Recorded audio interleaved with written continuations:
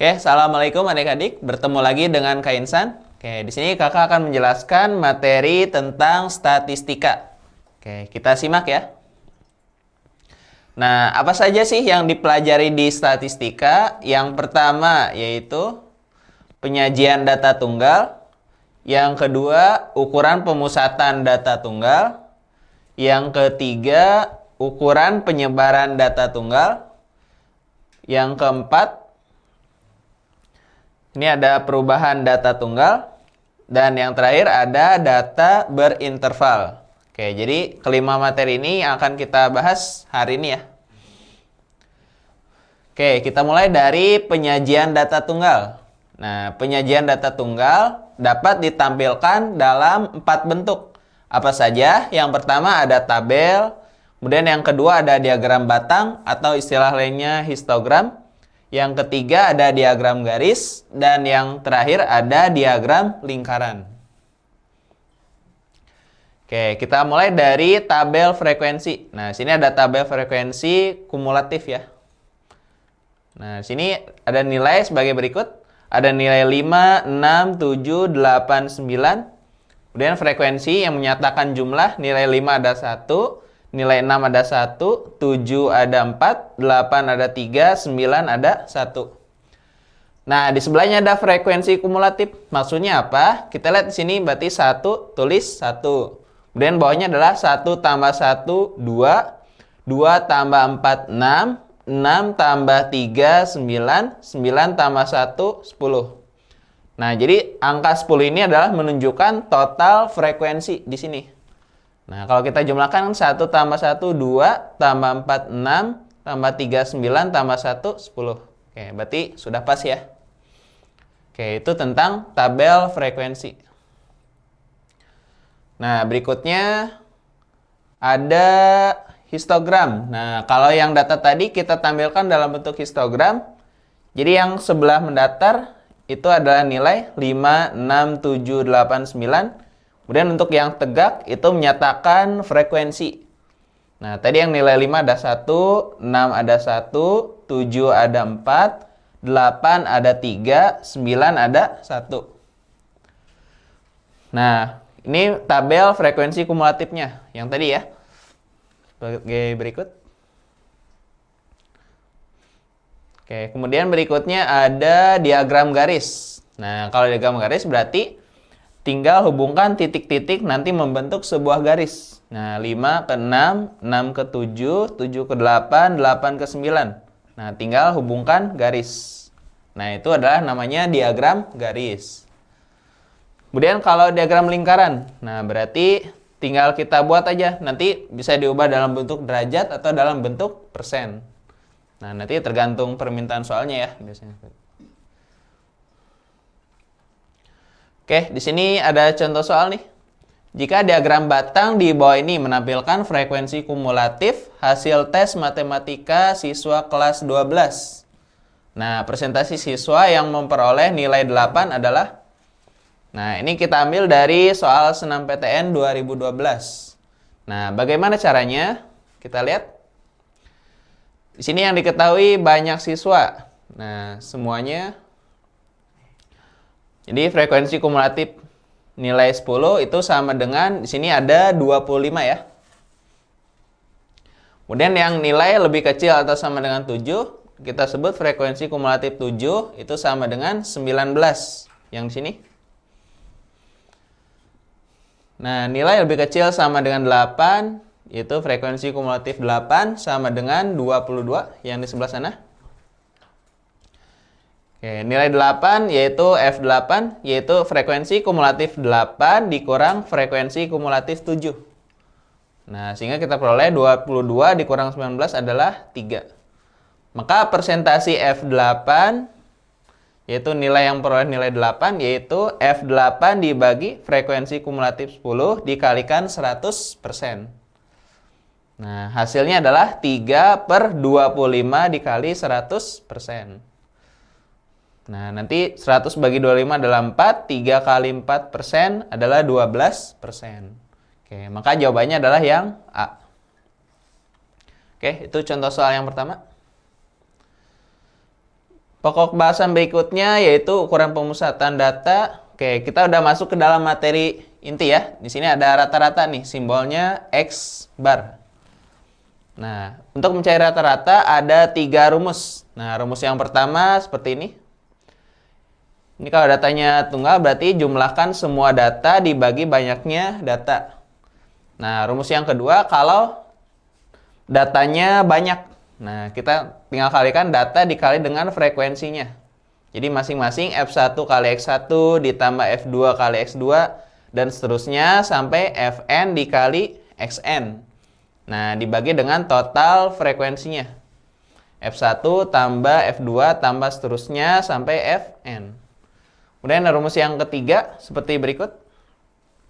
Ini kalau diketahui misalkan 2 atau 3 lebih kelompok. Nah, jadi jumlah kelompok 1 dikali rata-rata 1 ditambah jumlah kelompok 2 kali rata-rata 2 dan seterusnya dibagi dengan jumlah kelompok 1 tambah kelompok 2 dan seterusnya. Seperti itu. Nah, berikutnya ada modus. Simbolnya bisa ditulis M besar O gitu ya. Nah, apa itu modus? Modus yaitu datum dengan frekuensi yang terbesar. Oke. Nah, setelah modus yaitu ada kuartil. Nah, simbolnya Q besar I. Q itu apa? Kuartil itu adalah nilai yang membagi data menjadi 4 bagian yang sama banyak. Oke, di sini kita bagi 2 ya. Kalau N-nya ganjil, berarti kuartil ke I-nya adalah X ke I dikali N plus 1 dibagi 4. Nah, itu kalau N-nya ganjil. Tapi kalau N-nya genap, berarti kuartil ke I sama dengan X I dikali N ditambah 2 dibagi 4. Nah, itu kalau N-nya genap. Kemudian ada lagi desil dan persentil. Nah, di sini kalau desil artinya data membagi 10 bagian sama besar. Kalau persentil itu membagi 100 bagian sama besar. Oke, rumusnya seperti ini ya. XI kali N plus 1 per 10 itu untuk desil. Kalau persentil, XI dikali N plus 1 per 100. Nah. Oke, contohnya kita lihat. Data ke I, sini 5, 6, 7, 8, 9.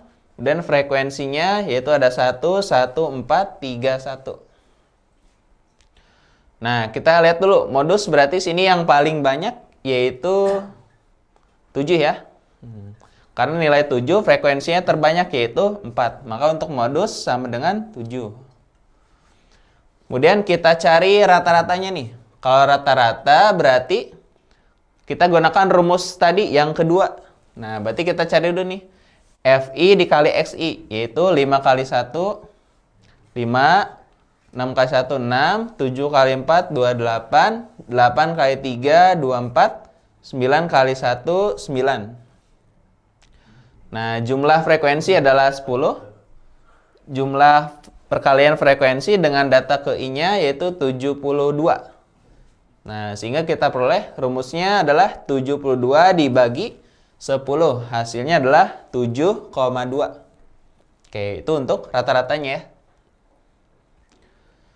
Nah, berikutnya kuartil. Nah, kuartil ke I kalau N-nya genap.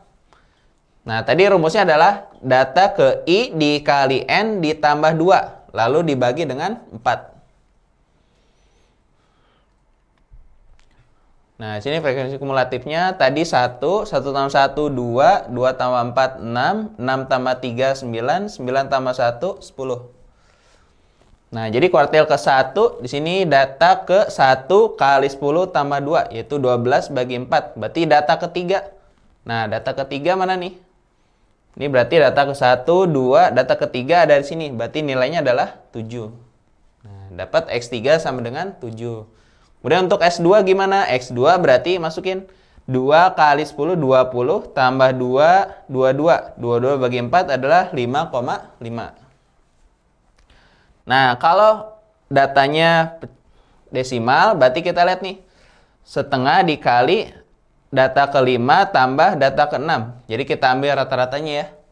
Yaitu setengah dari data ke-5 adalah 7, data ke-6 juga 7. Berarti setengah dari 14 adalah 7. Oke, untuk kuartil ketiga gimana? Berarti data ke 3 kali 10, 30, tambah 2, 32 dibagi 4. Berarti data ke-8. Nah, data ke-8 di sini berarti nilainya adalah 8. Seperti itu ya. Oke, ini untuk contoh soal yang tadi. Rata-rata, modus, dan kuartil. Oke, berikutnya. Nah, di sini kakak ada soal nih. Diketahui data sebagai berikut. Yaitu 2, 4, 5, 7, 7. Yang ditanya adalah jumlah rata-rata, modus, dan median data tersebut adalah. Oke, kita lihat. Yang pertama rata-ratanya dulu. Tadi rumus rata-rata, kalau datanya tunggal, berarti tinggal jumlahkan semua data dibagi dengan banyaknya data. Di sini datanya yaitu 2 tambah 4 tambah 5 tambah 7 tambah 7 dibagi banyaknya data ada 5. Nah, kita peroleh hasilnya 25 dibagi 5 sama dengan 5. Oke, itu untuk rata-ratanya. Kemudian untuk modusnya gimana? Kita lihat di sini 7 paling banyak muncul, yaitu sebanyak 2 kali, maka modusnya sama dengan 7. Berikutnya median. Nah, ini karena datanya sudah berurutan, berarti tengah-tengahnya adalah 5. Berarti median atau nilai tengahnya sama dengan 5. Nah, yang ditanya adalah jumlah rata-rata, modus, dan median. Berarti 5 tambah 7 tambah 5 adalah 17. Oke, maka jawabannya adalah yang C. Nah, seperti itu ya adik-adik. Semoga paham. Oke, lanjut soal berikutnya. Banyak siswa kelas A adalah 30 dan kelas B adalah 20. Nilai rata-rata ujian matematika kelas A lebih 10 dari kelas B. Nah, sini garis bawah ya. Rata-rata ujian kelas A lebih 10 dari kelas B. Jika nilai rata-rata matematika gabungan kelas A dan kelas B adalah 66. Berarti ini rata-rata gabungan. Nah, nanti kita gunakan rumus yang ketiga ya. Nilai rata-rata ujian matematika kelas B adalah berapa? Nah, kita lihat sini yang diketahui NA yaitu banyaknya siswa kelas A 30. Nah, ini rata-rata A yaitu B plus 10. Kenapa plus 10? Karena sini rata-rata A lebih 10 dari kelas B. Berarti B plus 10.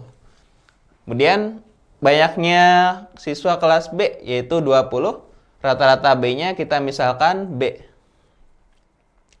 Nah, ini rata-rata gabungannya adalah 66. Oke, tadi dengan menggunakan rumus rata-rata gabungan diperoleh rata-rata A plus B sama dengan banyaknya siswa kelas A dikali rata-rata A ditambah banyaknya siswa B dikali rata-rata B dibagi NA tambah NB. Oke, tinggal kita masukin. Berarti 66 sama dengan 30 kali B plus 10 ditambah 20 kali B dibagi 30 plus 20. Nah, ini kan 30 tambah 20 adalah 50 ya. 50 dikali 66 adalah 3.300. Ini kita kalikan ke dalam jadi 30B plus 300. Ini plus 20B.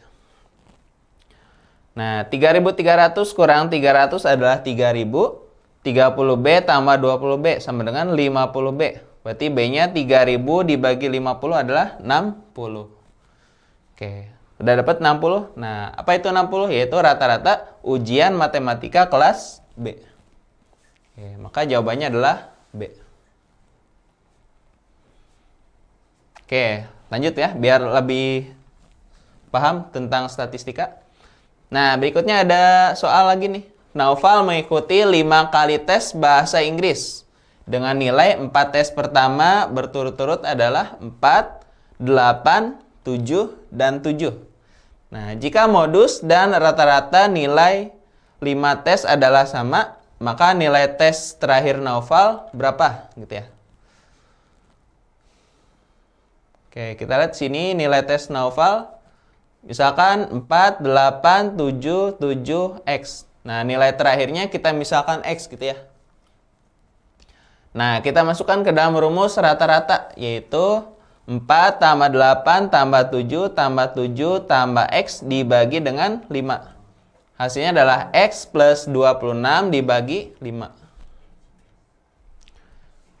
Nah, kemudian modusnya, nah sini karena modus dan rata-rata adalah sama, berarti kalau tadi misalkan X, berarti modusnya juga sama dengan X. Nah, berarti kita boleh modusnya berapa? Sama dengan X, berarti 7 sama dengan X plus 26 dibagi 5. Nah, kita kali silang, 35 sama dengan X plus 26. Berarti X-nya adalah 35 dikurang 26, 9. Oke. Jadi 9 jawabannya D ya. Oke, kita masuk ke dalam ukuran penyebaran data. Nah, apa saja yang termasuk ukuran penyebaran data? Di sini ada 5. Yang pertama ada jangkauan, yaitu nilai terbesar dikurang nilai terkecil. Kemudian simpan kuartil, simbolnya Q besar D. Cara mencarinya setengah dari kuartil atas dikurang kuartil bawah. Kemudian simpan rata-rata seperti berikut. Simpan baku akar dari sigma Fi dikali Xi dikurang X bar kuadrat dibagi sigma Fi. Nah, kemudian ada lagi ragam. Nah, ini sebenarnya ragam itu tinggal kuadrat dari simpangan baku. Nah, jadi kalau udah dapat simpangan bakunya, tinggal mencari ragam tinggal dikuadratkan. Gitu ya. Oke, ini contoh soal untuk ukuran penyebaran data. Di sini datanya masih sama seperti yang tadi ya. 5, 6, 7, 8, 9. Kemudian frekuensinya 1, 1, 4, 3, 1. Nah, jangkauannya apa? Yaitu nilai terbesarnya 9, terkecilnya 5. Berarti 9 kurang 5, 4. Kemudian simpangan kuartil. Nah, setengah dari Q3 kurang Q1. Nah, setengah dari 8 dikurang 7 sama dengan setengah. Kemudian simpan rata-rata. Tadi masukin ke rumus ya. Sigma Fi dikali Xi dikurang X bar dibagi dengan sigma Fi.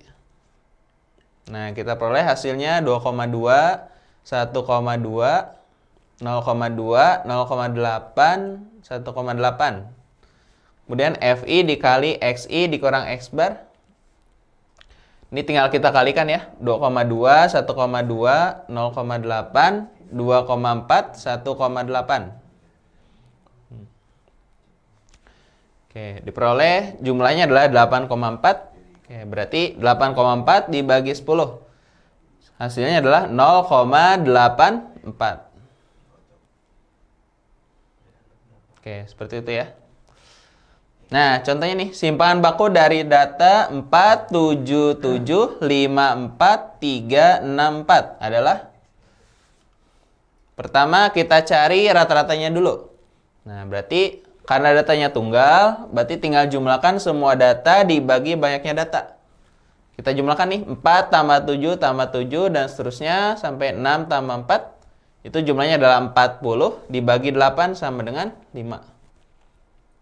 Oke, tadi rumus simpangan baku apa? Sigma dari Xi dikurang X bar kuadrat dibagi dengan N. Oke, berarti kita cari akar dari harga mutlak 4 kurang 5 kuadrat tambah 7 kurang 5 kuadrat dan seterusnya sampai 4 dikurang 5 kuadrat. Nah, ini karena harga mutlak berarti nilainya selalu positif ya. Jadi kita lihat ini negatif 1 kuadrat 1, ini 2 kuadrat 4, dan seterusnya sampai negatif 1 kuadrat 1. Nah, kita jumlahkan nih. Jumlahkan hasilnya adalah 16 per 8. Berarti akar dari 16 per 8 sama dengan akar 2. Oke, jawabannya C. Nah, gitu ya adik-adik tentang simpangan baku data tunggal. Oke, berikutnya 5 data terurut memiliki rata-rata 12, median 12, modus 15, dan jangkauan 7. Maka data kedua adalah Nah, di sini kita misalkan ada data terurut, yaitu udah diurutkan dari yang terkecil sampai yang terbesar, yaitu A, B, C, D, E. Rata-rata di sini mediannya 12. Median yaitu nilai tengah, udah bisa kita langsung ketahui ya, berarti C-nya adalah 12, udah pasti. Nah, berarti data terurutnya menjadi A, B, 12, D, E. Nah, kemudian modusnya 15. Nah, modusnya 15 artinya apa? Nilai setelah 12 berarti D dan E itu nilainya sama. Karena modus ya. Nah, berarti D sama dengan E sama dengan 15. Nah, sehingga datanya menjadi A, B, 12, 15, 15. Kemudian dari informasi lainnya yaitu jangkauan sama dengan 7. Nah, tadi rumus jangkauan yaitu nilai terbesar dikurang nilai terkecil. Berarti kita lihat di sini 15 dikurang A sama dengan 7. Diperoleh A-nya 15 kurang 7 sama dengan 8. Oke, sehingga diperoleh data terurutnya yaitu 8, B, 12, 15, 15. Oke, kita masukkan lagi ke yang diketahui yaitu rata-ratanya di sini diketahui 12. Nah, tadi rumus mencari rata-rata yaitu jumlah semua data dibagi banyaknya data. Oke, tinggal kita jumlahkan nih. 8 tambah B tambah 12 tambah 15 tambah 15 per 5. Nah, ini yang atas jumlahnya adalah B plus 50. Ini 5 kali 12 adalah 60. Nah, maka diperoleh nilai B-nya adalah 60 dikurang 50 sama dengan 10. Oke, lagi ya, biar lebih membara semangatnya. Nah, kita lihat sini ada median, rata-rata, dan modus dari data yang terdiri atas 4 bilangan asli adalah 7. Selisih antara data terbesar dan terkecil adalah 6. Ditanya, hasil kali 4 data tersebut adalah... Oke, ini kakak ambil dari soal SBMPTN 2013. Nah, bagaimana caranya? Kita lihat di sini. Sama ya, kita misalkan data terurutnya adalah A, B, C, D. Karena sini ada 4 bilangan asli, berarti misalkannya sampai D. Nah, lalu berikutnya kita garis bawah ini. Di sini ada selisih antara data terbesar dan terkecil. Nah, tadi kalau selisih terbesar dan terkecil, berarti itu namanya adalah jangkauan. Nah, berarti si jangkauannya adalah 6. D dikurang A sama dengan 6. Nah, A tidak sama dengan D. Nah, tidak sama dengan 7 ya. B sama dengan C sama dengan 7. Sehingga data terurutnya menjadi A, 7, 7, D. Nah, kemudian kita lihat sini rata-ratanya adalah 7 ya. Berarti A plus 7 plus 7 plus D per 4 sama dengan 7. Nah, yang atas berarti A plus D plus 14. 4 kali 7, 28. Nah, sehingga diperoleh D plus A-nya adalah 14. Oke, tinggal kita eliminasi dengan persamaan yang pertama. D dikurang A sama dengan 6. Oke, kalau kita kurangkan, berarti nanti D-nya habis ya. Tinggal A dikurang negatif A. Berarti A plus A jadi 2A. 14 dikurang 6, 8. Berarti dapat A-nya sama dengan 4. Oke, A-nya 4. Berarti masukin sini boleh. D dikurang 4 sama dengan 6. Berarti D-nya adalah 6 tambah 4. Nah, diperoleh 10. Nah, yang ditanya hasil kali 4 data tersebut, yaitu 4 kali 7 kali 7 kali 10. Oke. Berapa jawabannya? 1960.